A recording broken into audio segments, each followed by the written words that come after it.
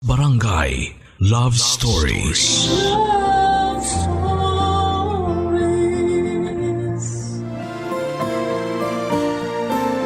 Marami sa atin ang piniling unahin ang trabaho kesa sa sariling kapakanan.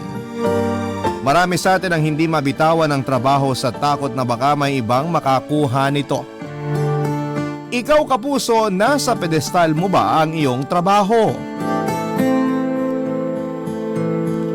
Dear Papa Dudut, itago niyo na lamang po ako sa pangalang Anna May, 35 years old. Nangyari ang kwento ko may isang taon nang nakakaraan. 18 years old lamang ako noong nakipag-live-in ako sa boyfriend at dati kong kaklase na si Inton. Hindi naman ako ganon kaseryoso sa kanya dati pero inaya ko siyang magtanan kami. Gusto ko kasi na makatakas noon sa pamilya ko. Toxic ang family ko, Papa Dudut. Kaya naisipan kong lumor para matulungan ko ang mga nakababata kong kapatid. Nilaban ko ang kagustuhan kong makapag-aral sa kolehiyo pero nagalit sila. Lalong-lalo na si nanay. Sinabi niya sa akin na kailangan ng madali ang pera para mabuhay kaming pamilya. Sinabi ko na kaya ko namang pag-aralin ng sarili ko pero tinutulan nila. Kaya doon ko naisipang manipulahin si Inton. Alanganin pa nga si Inton noong inaya ko siya. Napapayag ko lamang siya nung tinakot ko na makikipaghiwalay ako sa kanya. Nagsama kami sa isang maliit na kwarto na pinabantayan sa amin ng tita ni Inton. Nahirapan kaming pareho lalo't pinasya naming ipagpatuloy ang kolehiyo. Nagtrabaho siya bilang fast food crew at ako naman ay nakakuha ng scholarship sa university na pinasukan ko. Naging student assistant ako sa library namin at nakakuha rin ako ng allowance. Bukod pa doon ay inaabutan din kami ng kaunting tulong ng magulang ni Inton. Nakaraos naman kaming dalawa at nakapagtapos na rin sa pag-aaral. Nakapasok din kaming agad sa mga trabahong akma sa aming tinapos. Nakalipat na rin kami sa isang kondo at doon ay namuhay ng hindi namumroblema sa pera. Kaya natuwa kong ipinaglaban ko ang kagustuhan kong makapag-aral para makamit ang buhay na pangarap ko. Mabilis na lumipas ang panahon at pareho na kaming naging stable ni Inton sa buhay. May naipon na rin kami na balak naming gawing retirement fund pag tumira kami sa Siargao.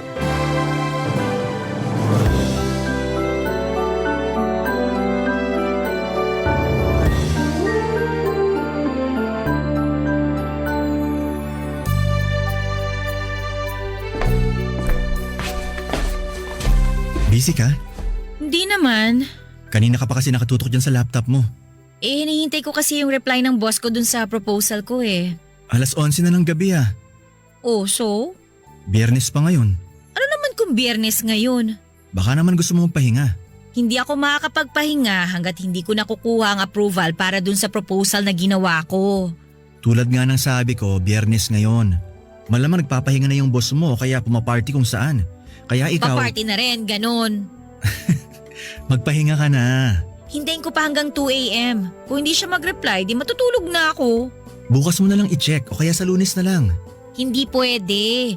Nakasalalay sa proposal na yun ang promotion ko sa work. Alam ko. Lagi mo nakakwento yan kapag kumakain tayo. Kahit nga habang nagsisipilyo eh.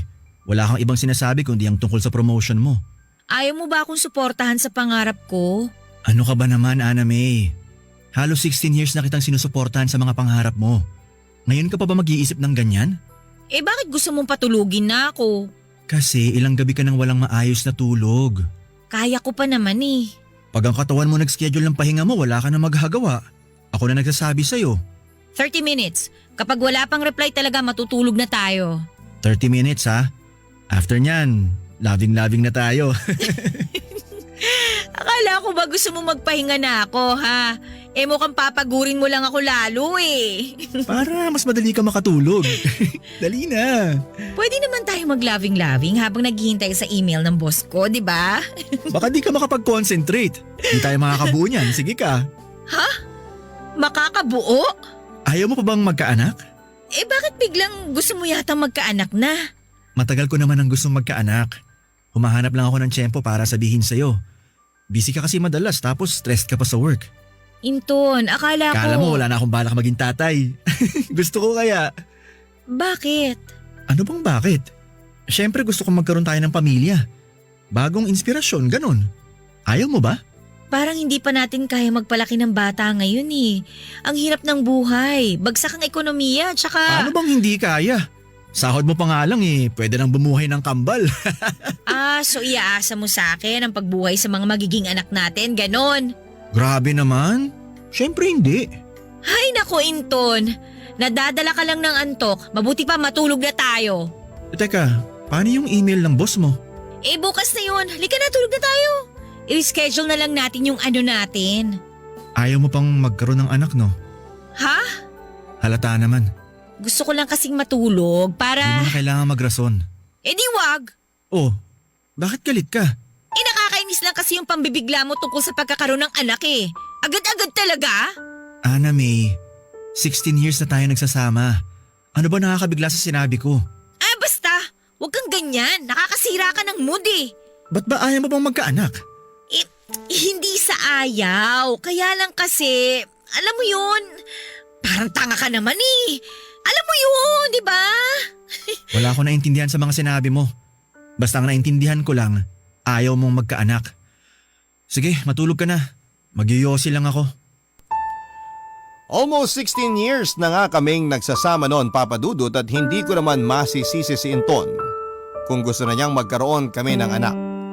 Nawala lang sa isip ko na itatanong niya yon sa akin dahil nakafocus ako masyado sa trabaho ko. Hindi na nga ako halos nagkaroon ng time noon sa relasyon namin dahil mas priority ko ang trabaho ko. Lalo't nakikita ko noon na malapit na akong ma-promote base sa mga usapan sa opisina. Inaya ako ni Inton na magpakasal na pero sinabi kong gastos lamang yon at hindi praktikal. Napasama ko ang loob niya pero inexplain ko naman sa kanya na darating din kami doon.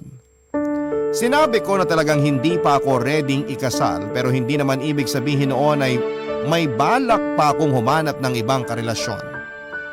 Sigurado na ako kay Inton at wala na akong ibang nakitang makakasama pa sa buhay kundi siya lamang. Hindi naging sapat yon para sa kanya dahil gusto niyang maging legal ang proseso ng pagsasama namin. Yon ang madalas naming napag-aawayan. Pero hindi naman yon naging dahilan para maghiwalay kami, Papa Dudut. Ganon ako kamahal noon ni Inton at naniniwala ako doon, Papa Dudut.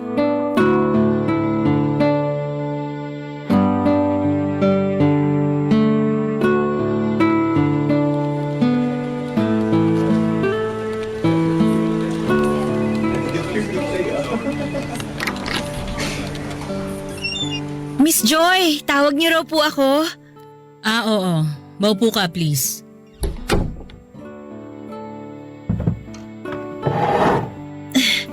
Miss Joy, kung tungkol po ito sa hindi ko pag-file ng OT, sorry po talaga. Nawala lang sa isip ko na cut-off na po pala para sa… Congratulations! Po? Approve na ang budget para sa promotion mo. Makakapagsimula ka na. Po? Ikaw na ang bagong Senior Associate Ana May. Po? Nabigla ba kita? Totoo po ba to? Hindi ako vlogger para i-prank ka. Akala ko po, next month pa po malalaman yung… Pinamadali ko yung pag-process ng promotion mo. Kailangan ko na ng kasama para mag-manage ng teams natin. Hindi ko na kayang mag-isa. Sinistress ako ng mga kliyente natin kaya sabi ko, dapat within this month ma-promote ka na. Nako, hindi pa po yata ako ready, ma'am. Ano bang hindi ready? Ang tagal na kitang tinitrain ha. Kaya mo yan. Ikaw pa ba? Grabe. Thank you po, Miss Joy. Mag-thank you ka sa sarili mo.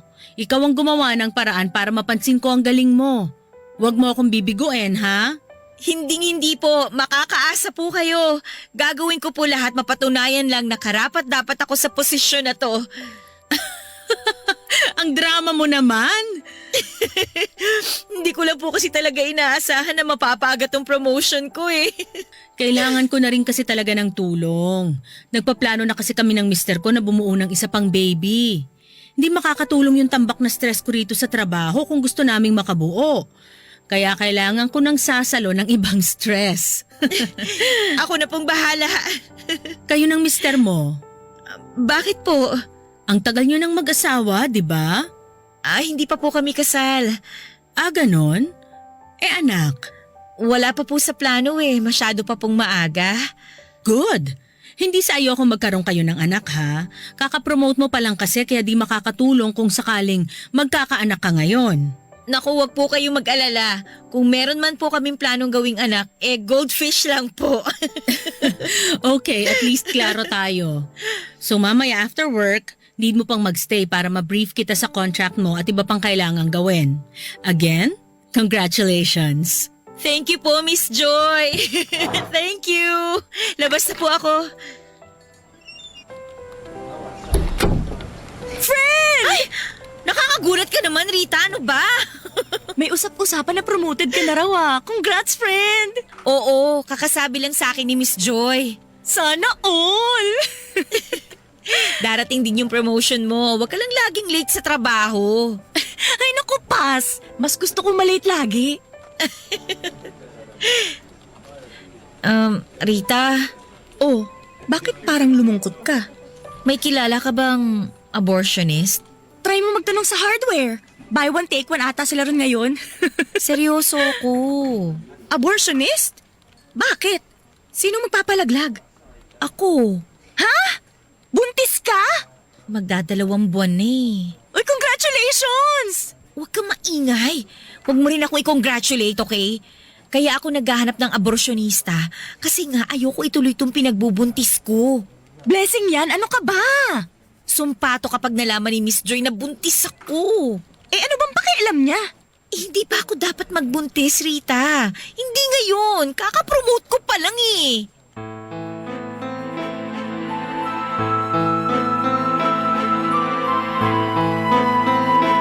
Irregular ako sa buwan ng dalaw ko kaya nakampante ako na normal lamang ang hindi ko pagkakaroon noon sa loob ng isang buwan. Nakaramdam ako ng paminsan-minsang hilo pero inisip kong dala lamang yun ng stress at puyat.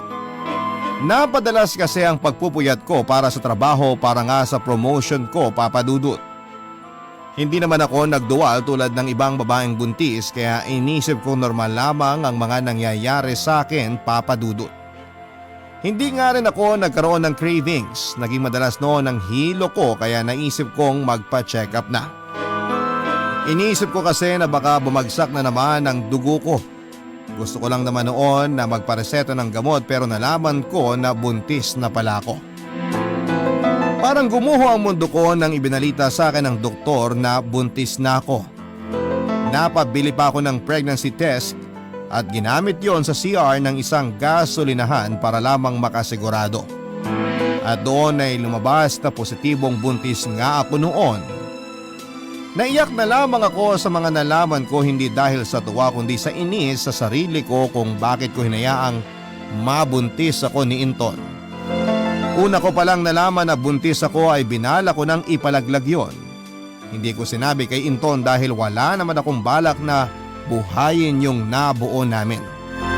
Akala ko naman kasi ay ayaw niya rin magkaroon noon ng anak kaya nagulat ako nang bigla niyang sinabi na gusto na niyang makabuo kami. At nung time na yon ay buntis na ako, Papa Dudut. Nag-research ako ng abortionista pero wala naman akong nakita.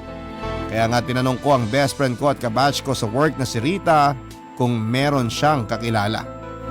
Si Rita lang ang tanging nakakaalam ng pagbubuntis ko at malaki naman ang tiwala ko sa kanya na hindi niya yon sasabihin sa iba lalo na sa boss ko. Tinulungan niya ako makahanap ng pampalaglag. Kabado siya noon dahil sagrado katoliko siya at malaki ang takot niya sa Diyos. Nakukonsensya patuloy ako na sinali siya sa problema ko na dapat ay ako lamang ang humaharap. Wala na rin kasi akong ibang malalapitan na tanging si Rita lamang ang pwede kong kapitan. Kaya kahit labag sa loob niya ang plano ko, ay sinuportahan pa rin niya ako sa plano kong pagpapalaglag, Papa Dudut. Barangay Love Stories. Barangay Love Stories. Makapit noon ang sanggol sa sinapupunan ko, Papa Dudut. Marami na akong ginawa pero wala pa ring senyales na makukunan ako. Sinukuhan na rin ako ni Rita dahil nakukonsensya na siya at nangako na lamang siya na hindi niya sasabihin kahit kanino ang ipinagbubuntis ko. Sinubukan pa nga niya akong kumbinsihin na huwag nang ituloy ang plano ko. Sinabi niya na masaya raw maging ina at napatunayan niya yon nang nagkaroon siya ng anak sa una niyang asawa. Hindi nga lang pinalad na tumagal sa mundo ang isinilang ni Rita. Bago mag-1 taon ang anak niya ay dinapuan ng sakit na dahilan para mamatayon. Nasaksihan ko kung paano na-depress si Rita sa pagkawala ng anak niya. Tinulungan ko siya para makapag-move on at hindi pa siya nagkaroong muli ng anak sa takot na baka hindi ulit mabuhay ng matagal.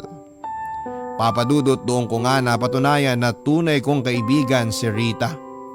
Nagawa pa rin kasi niyang akong intindihin sa plano ko kahit na alam niyang hindi makatarungan ang ginagawa ko lalo't na experience niyang mawala ng anak. Kaya naman minabuti kong wag na rin siyang pilitin pang tulungan ako para hindi na bumalik ang trauma niya. Marami akong sinearch sa internet kung paano ko madaling mapalaglag ang nasa sinapupunan ko. Sinubukan ko yung lahat pero wala talagang nangyari. Ewan ko ba noon at parang gusto ng Diyos na talagang ibigay sa akin yung sanggol sa tiyan ko. Kung hindi lang naman ako bagong promote ay baka naisipan ko pang wag ipalaglag ang anak namin ni Inton. Pero napaaga ang promotion ko at na-warningan na rin ako ng boss ko na huwag muna akong magkakaroon ng anak. Tama naman kasi ang boss ko, Papa Dudut. Malaking sagabal nga ang anak sa trabaho ko lalo't nagsisimula pa lamang akong umangat. Gusto ko noon na magpakitang gilas sa boss ko. Kaya ako pinush na ipalaglag ang nasa tiyan ko. May nabasa ako na makakatulong kung magbubuhat ako ng mabibigat na bagay. Ginawa ko yon araw-araw at napansin ako ni Inton. Kinabahan ako na baka makahalata siya pero nag-alala lamang pala siya, Papa Dudut.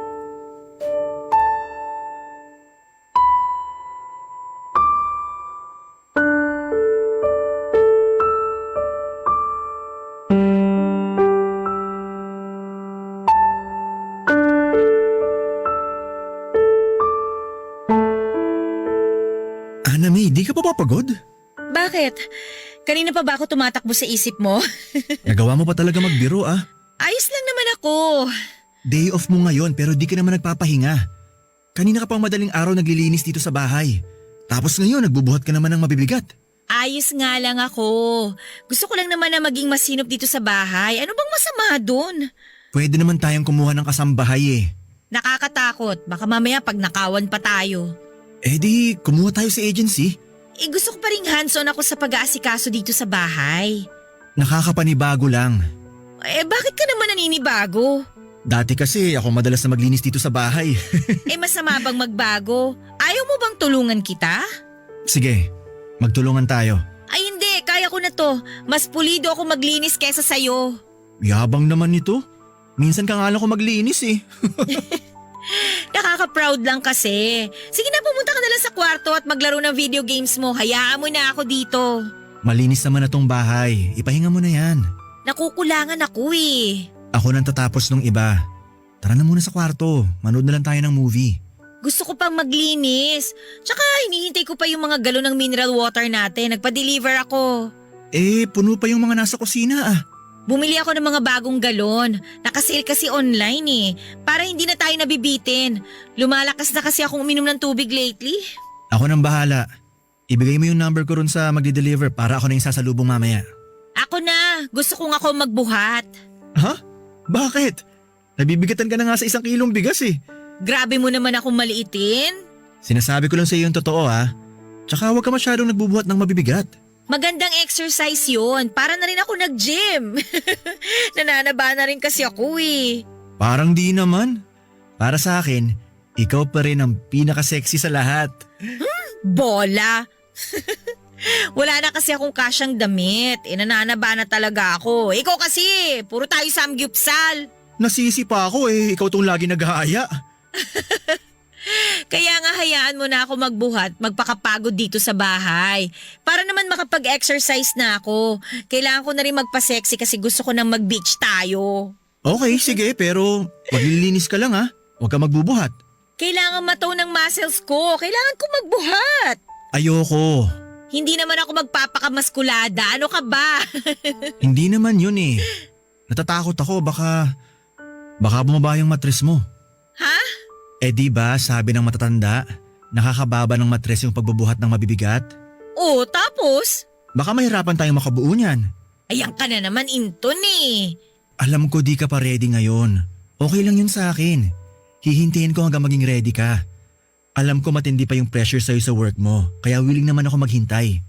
Pero sana wag kang gumawa ng bagay na magpapahirap sa atin para makabuo. Para kapag ready ka na, madali na lang.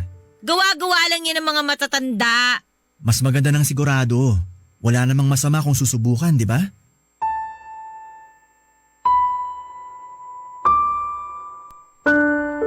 At para hindi na humaba pa ang usapan namin ay pumayag na lamang ako noon sa gusto ni Inton. Siya na lamang ang bumuhat ng mga pinadeliver kong tubig. Nasira na naman ang plano ko.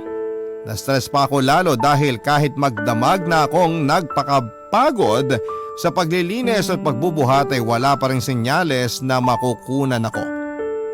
Nang nakatulog nga si Inton ay nagkulong ako sa banyo para tahimik na umiyak. Nadala na rin siguro ako ng stress na humalo pa sa hormones ko kaya napaiyak na lamang ako. Hindi naman ako iyakin, Papa Dudut, at sadyang hindi ko na lang talaga alam noon kung ano ang nangyayari sa katawan ko. Binilungan ko pa ang tiyan ko at nakiusap na sana ay bumigay na yung kapit ng sanggol. Napikon pa ako at saka pinagsusuntok ang tiyan ko. Para na akong nasisirain ng bait dahil sa mga ginagawa ko sa sarili ko. Wala na lang kasi akong ibang mahanap na solusyon noon para malaglag yung anak namin ni Inton. Pagkalabas ko ng banyo, nagpunta naman ako sa kusina. Binuksan ko ang ref at kinuha ang alak ni Inton. Nagpakalasing ako noon sa pag-asang makatulong yon sa pagkawala ng bata sa tiyan ko. Nalasing na ako ng todo, Papa Dudut, at hindi ko na namalaya na nakatulog na ako sa sala. Kung hindi lang ako ginising noon ni Inton ay hindi ko pa mamamalayang tumirik na ang araw. Napabangon ako bigla dahil late na ako sa trabaho ko. Walang pasok noon si Inton kaya na-late din siya ng gising. Hindi naman siya nagulat na wala ako sa kama pagkagising niya. Akala niya raw ay pumasok na ako sa trabaho dahil hindi niya ako nadatnan sa kama. Nagmadali akong umalis ng bahay at inabutan pa ako ng matinding traffic. Panay na noon ang tawag ni Miss Joy sa akin pero hindi ko sinagot dahil sa takot. May nakaschedule kasi kaming meeting na dalawa dahil may kailangan pa kaming i-assess na appeals sa mga kliyente namin. Naiyak na ako habang nasa loob ng taxi. Nasigawan ko pa yung taxi driver dahil inikot pa niya ako. Hindi na lamang ako pinatulan dahil babae raw ako. Nung nakababa na ako ng taxi ay nagmadali ako para sumakay ng elevator pero sira pala yon. Kaya napilitan akong gamitin ang hagdanan. Ilang beses pa akong natapilok dahil sa pagmamadali ko, Papa Dudut.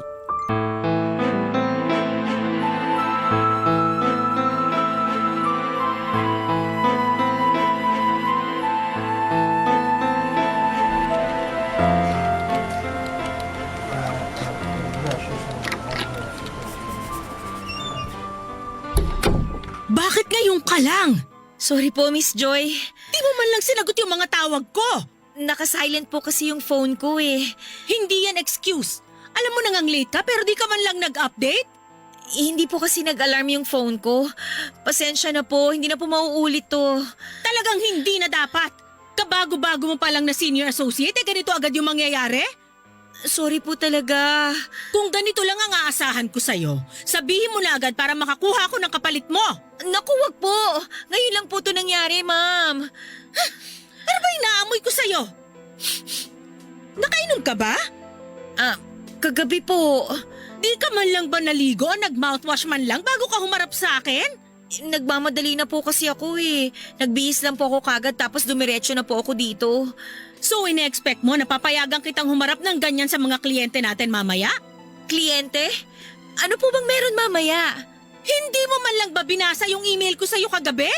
Hindi po eh. Babasahin ko na po How ngayon. irresponsible, Anna May! Miss Joy, akala ko po kasi re-reviewin lang natin yung appeals ng clients. Yun ang usapan last Friday. Pero nag-email ako sa'yo kagabi na may meeting tayo ngayon kasama ang mga kliyente natin. Sorry po talaga, Miss Joy. Aayusin ko po to. Wala na rin naman akong magagawa. Ilabas mo na yung hard copy ng data na napirmahan ko last Friday.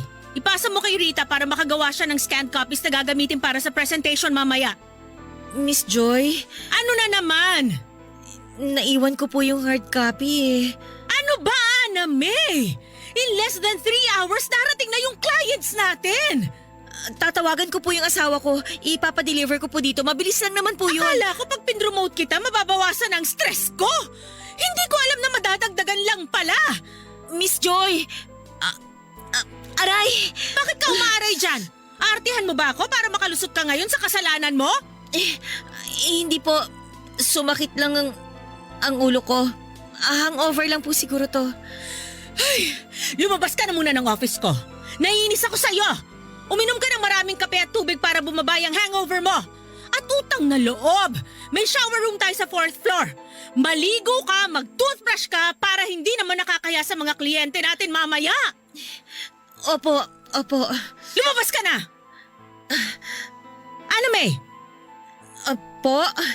May tagus ka. Takpan mo ng blazer mo. Aayusin ko po, ma'am.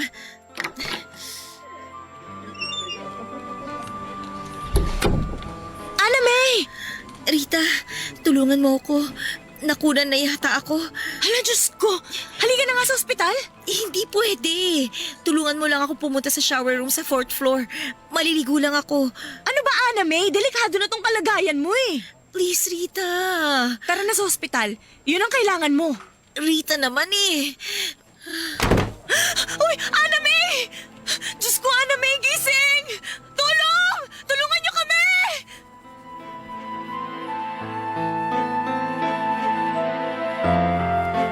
Nag-blackout na ako noon, Papa Dudut, at hindi ko na nga namalayan na dinala na ako sa ospital.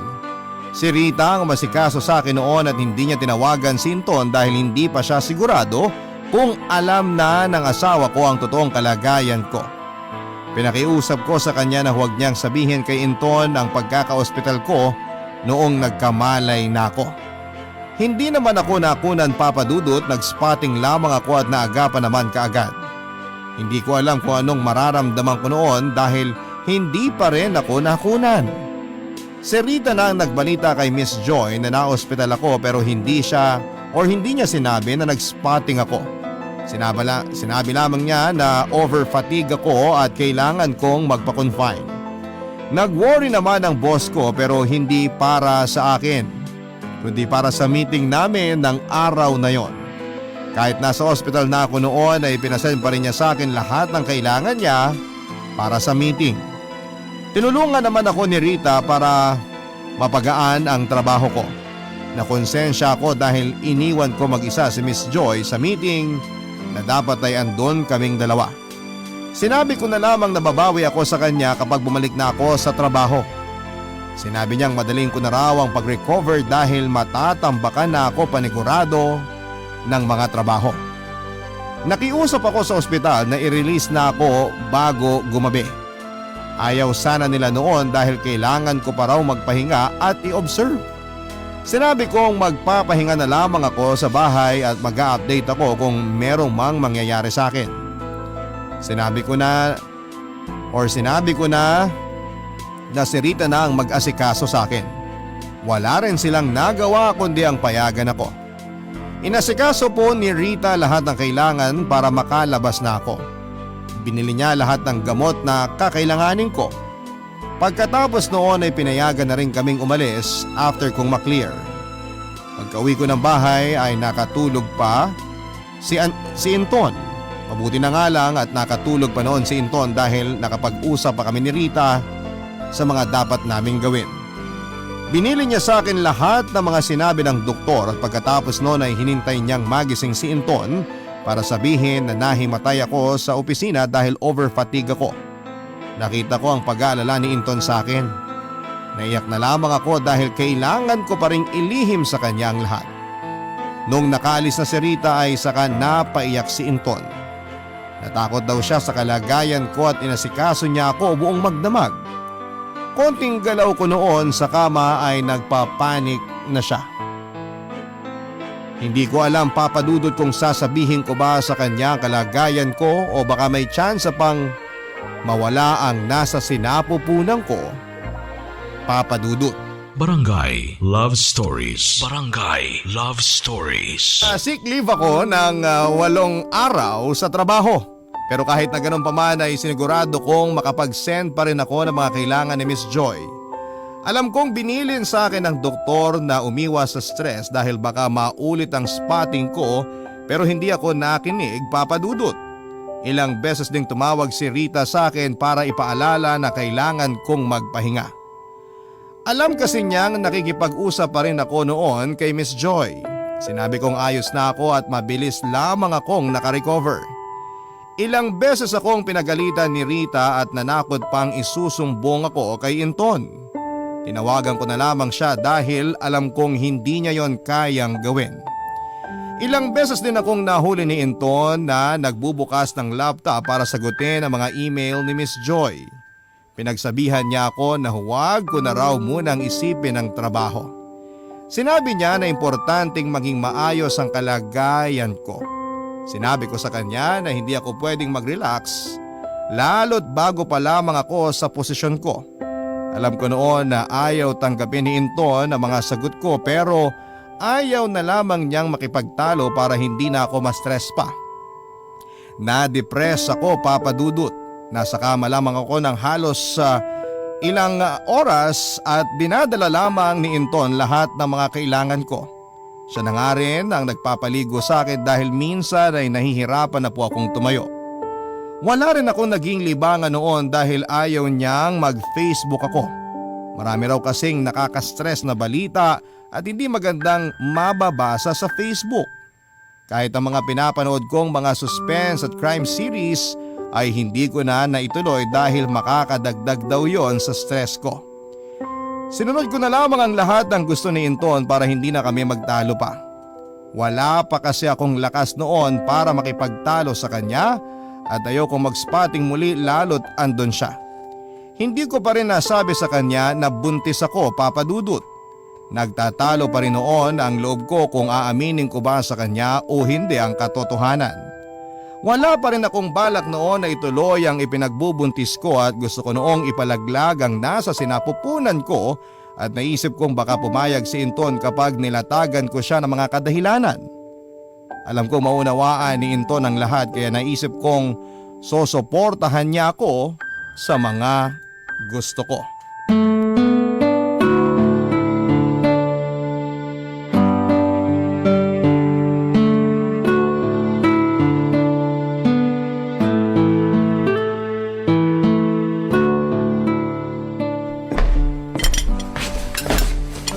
Pinagluto kita ng pancakes at bacon. Alam kong paborito mo to.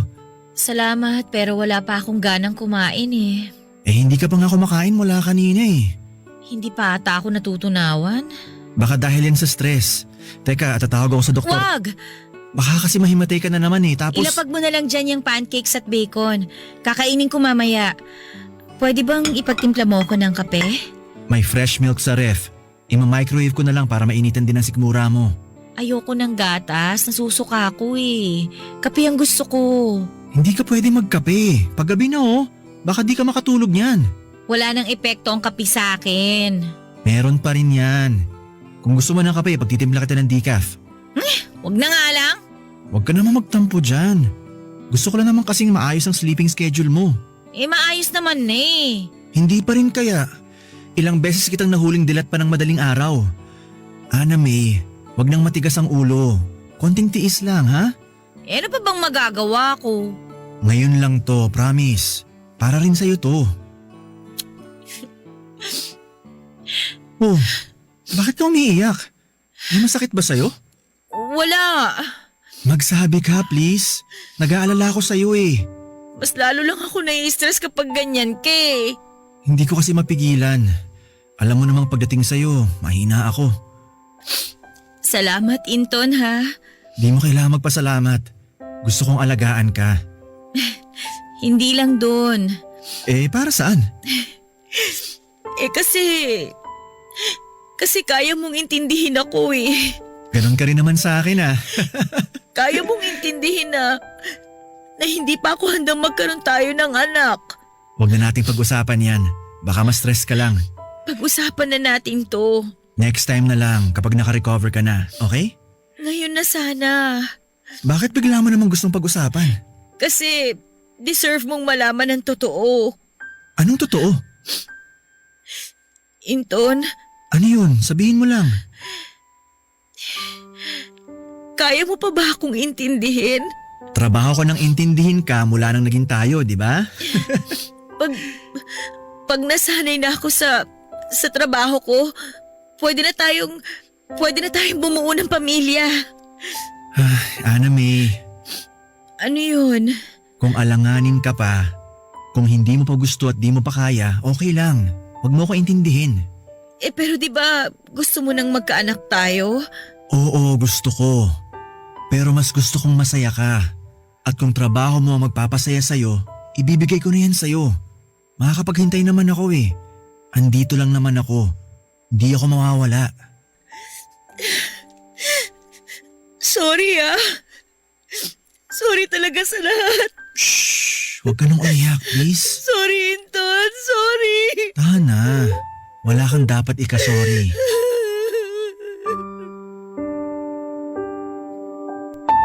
Papa Dudut, naiyak ako dahil nakokonsensya na ako. Binala kong sabihin kay Inton na buntis ako pero hindi ko pa rin nagawa. Alam kong marami siyang magiging tanong noon at hindi pa ako handang sagutin ang lahat. Pinagpatuloy niya ang pag-aalaga sa akin at never siyang gumawa ng dahilan para ma-stress ako. Nasa kama lang din siya noon lagi para tabihan ako kahit masakit na ang ulo niya dahil sa kakahiga. Nag-leave din siya sa trabaho niya para maasikaso ako. Inaral niyang lutuin ang mga paborito kong pagkain para ganahan akong kumain. Namayat ako ng mga nakaraan dahil hindi ako masyadong kumakain. Kung kumakain man ako noon ay konti lamang at madalas ay sinusuka ko lamang. Hindi naman ako nahuling nagsusuka ni Inton, yon ang kinakatakutan kong mahuli niya dahil baka mapaisip na siya. Napapadalas na noon ang hilo at pagduduwal ko, Papa Dudut. Patuloy ko pa rin iniipit noon ang tiyan ko para hindi makahalata si Inton. Mabuti na lamang at hindi pa ganoong kalaki ang tiyan ko kaya hindi rin nakikita ni Inton ang difference sa dati kong katawan.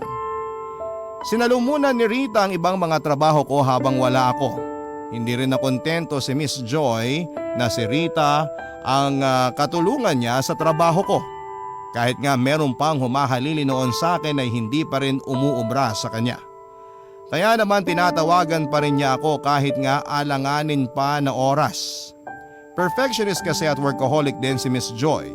Kaya malaki ang naging respeto ko sa kanya dahil nakikita ko ang sarili ko sa kanya. Kaya hindi rin ako makatanggi noon sa mga inuutos niya, Papa Dudut. Inisip ko na nga lang na para yon sa ikatatagal ko sa trabaho at syempre para sa paglago naming dalawa. Kahit nga nangihina na ako noon ay sinusubukan ko pa rin ipagpatuloy ang trabaho ko kahit dapat ay nagpapahinga ko. Sinabihan na ako ulit ni Inton na huwag munang magtrabaho. Kaya sa banyo ko dinadala noon ang laptop ko para doon mag-send na mga kailangan ni Miss Joy. Ginawa ko naman ang lahat para ma-impress sa akin ang boss ko. Pero mukhang wala siyang balak na makontento sa mga ginagawa ko. Papa Dudut, nahihirapan na ako pero kailangan kong mag-perform sa trabaho ko.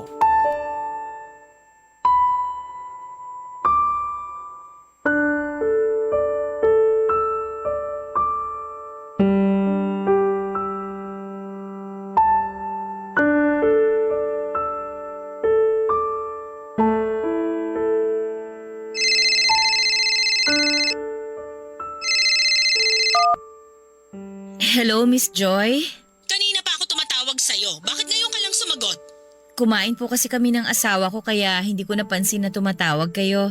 Tapos naka-silent pa tong phone ko. Eh di sana, dinala mo yung cellphone mo sa tabi mo para nakita mo agad. O kaya nilakasan mo yung ringtone. Hindi na po mauulit, ma'am. Alam mong marami tayong kailangang habulin. Nasabihan ko naman po si Rita na tulungan kayo nung reliever ko. Eh ano bang magagawa ni Rita? Wala rin naman siyang alam. Naturuan ko naman po siya. Puro lang utak nun. Ano ba bang aasahan mo ron? Pasensya na po. Aalalayan ko naman. Baka dinadahilan mo lang yan para di ka pumasok sa trabaho, ha? Bakit ko naman po gagawin yun, ma'am? Katamaran, ganon. Kahit nga po nanghihina na ako, ginagawa ko pa rin lahat ng pinapagawa niyo sa akin eh. Nakasick leave na ako pero tinatadtad niyo pa rin ako ng trabaho. Kasi alam kong kaya mo naman. E paano po kung hindi? Nagawa mo naman lahat ng pinapagawa ko nung nakaraan, di ba? Paano bang hindi mo kaya? Miss Joy, Boss mo ba yung kausap mo? Inton. Akin na yung cellphone mo. Hello, ma'am? Sino to? Si Inton po ito, asawa ni Ana May. O bakit? Nag-uusap kami ng asawa mo, wag kang bastos. May sakit po ang asawa ko. Ma'am, bago niyo po siya ratratin ng trabaho, baka po pwedeng hintayin niyo na muna siyang makarecover. Papasok naman po siya agad sa trabaho pag nagkataon eh. Ang daming nakatambak na trabaho rito na dapat siya ang umaasikaso imbis na ako. Nakasick leave po siya, ma'am. Ang haba ng sick leave niya, ha? Hindi na makatarungan.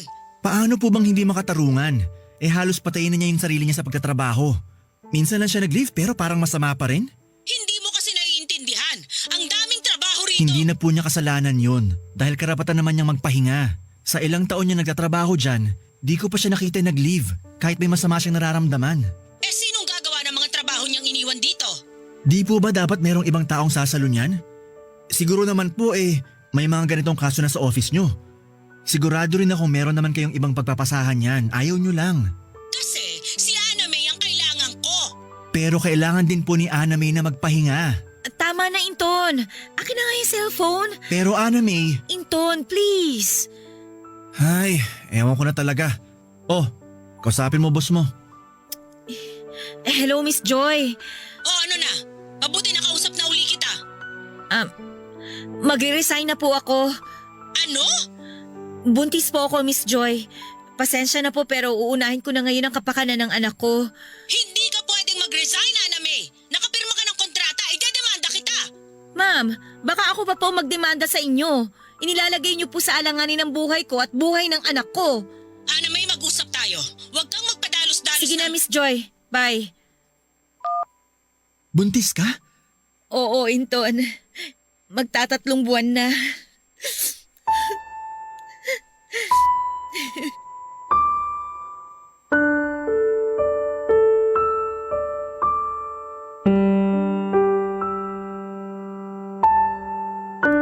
Papadudot na pilitan akong aminin kay Inton ang lahat. Sinabi ko rin sa kanya na binala kong ipalaglag ang anak namin. Hindi niya nagustuhan ang mga sinabi ko pero pinilit niyang unawain yon. Sinabi niyang nadala lamang ako ng emosyon at pressure sa trabaho. Naiyak ako lalo dahil hindi ko inakalang mas maunawaan pa ni Inton ang kalagayan ko. Inihingi ko ng tawad ang mga nagawa ko. Sinabi niyang ayos na raw yon dahil hindi naman natuloy na nakunan ako. Matapos sa naging usapan namin yon ay niyakap niya ako, papadudot. Nakita ko sa kanya na masaya na siya.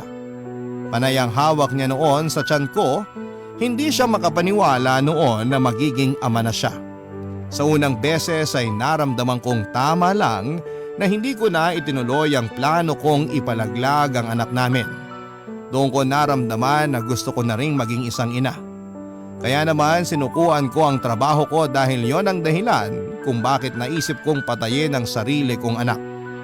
Sinamahan niya akong magpa-check up kinabukasan para malaman ang kalagayan ng anak namin. At sa awa naman ng Diyos ay walang nakitang hindi maganda ang doktor sa kalagayan naming mag-ina. Nag-file na rin po ako ng immediate resignation sa trabaho. Pinilit pang harangin yon ni Miss Joy pero hindi na ako nagpapigil pa. Inalok pa niya ako ng mas malaking sahod at mas komportabling oras ng trabaho pero pareho kong tinanggihan yon. Wala akong ibang naging gusto kundi ang makapagpahinga at ayusin ang buhay ng magiging anak ko. Malaki po ang naging kasalanan ko sa mag-ama ko dahil mas inuna ko ang trabaho kung wala namang pakialam sa akin. Na-realize ko na hindi naman ako mamahalin at aalagaan ng trabaho ko tulad ng ginagawa sa akin ni Inton. Naisip ko rin na kapag namatay ako ay madali lamang akong papalitan sa trabaho. Baka nga hindi pa ako naililibing ay may nakuha na kaagad silang kapalit ko. Hindi muna ako naghanap ng trabaho at nag-focus muna ako sa ipinagbubuntis ko habang inaasikaso naman ang nalalapit naming kasal ni Inton. Hanggang dito na lamang po ang aking liham at maraming salamat po sa pagbasa at pakikinig ng aking kwento, Papa Dudut. Ang inyong forever kapuso at kabarangay, Ana May. Barangay Love Stories.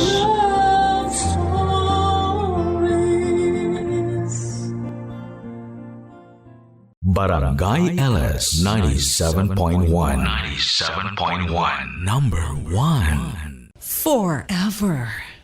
Kabarangay, i-share mo ang iyong barangay love stories. Sabay-sabay nating pakinggan ang iyong kwento ng pag-ibig, buhay at pag-asa. Ipadala lang sa barangaylovestories@yahoo.com.